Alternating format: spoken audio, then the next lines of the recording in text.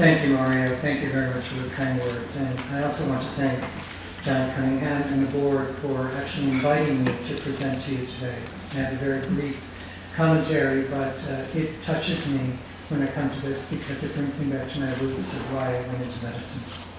So today, December 1st, 2014, we are, as everyone has said, commemorating World AIDS Day under the theme of the story will be known by future generations. To win the fight against HIV/AIDS, it's important that all of us recognize that we have roles in this fight, because we do have a role to play. I also want to thank you today for joining us to remember those who have lost their battle against HIV/AIDS, all of those still struggling with the disease, and those individuals who are still facing prejudice and discrimination. Most importantly, it's a time for us to recommit ourselves to the mission that we all share. And it's a profound challenge, and still it remains, which is achieving an AIDS-free generation. Over 33 years ago, it would have seemed impossible and improbable that we could even envision a time when we would be discussing an AIDS-free generation. But despite all the work that we've done to date, and we have to give appropriate recognition to the extraordinary progress that we've made, there's an important reminder here that the real crisis still exists in many parts of the world. I know many people in the Bay Area, as Mario said, I trained here, that are standing with me. But many people don't really understand or recognize that this was a disease that redefined my personal career. And it directed me to pursue training in internal medicine and infectious diseases. When I was contemplating medical school, I was of a generation when we were on the brink of removing infectious diseases from the headlines. Then the AIDS epidemic began.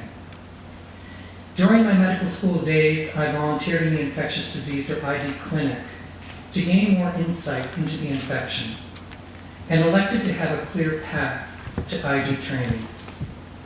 During my residency and fellowship training in the Bay Area at Stanford, I cared for many AIDS patients when there were no good therapies to provide to them, only supportive care and treatment of opportunistic infections. It was a very, very difficult time for those who contracted HIV. Soon after, their new therapies emerged, and we saw a transition in the health of the people with HIV. These experiences helped drive me to pursue a career in ID. That was almost 3 decades ago, and I've never looked back. These changes occurred because of many of you here today and around the world. We've seen incredible examples of systemic changes, patient-driven clinical trials, a more collaborative regulatory paradigm for drug approval, and innovative models for HIV education. I'm proud to be part of a company which is incredibly committed to this fight. These are all great steps, but they are steps to build on, not to rest on. As we look back at our accomplishments, we need to move forward in our efforts because there's still a great deal to do.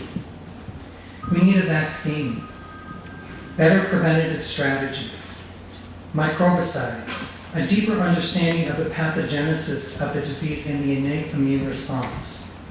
We need more awareness to reduce the rates of new infection. And we need a cure. In all the work we've done, it's vital to recognize that this is a dynamic process, which is built on what we've done over the 30+ years in the past, and one which we cannot stop until we accomplish the goal. We've come a long way together since the AIDS epidemic emerged and medical school was just a thought in my mind. I know we're all committed to forging ahead and completing the chapter on this disease. On behalf of the 45,000 men and women of Quest Diagnostics, thank you for the opportunity to be with you today. And I'd like to finish with a very brief quote. It's a very simple, brief quote, but I think it's very impactful. Act as if what you do today makes a difference. It does. Thank you.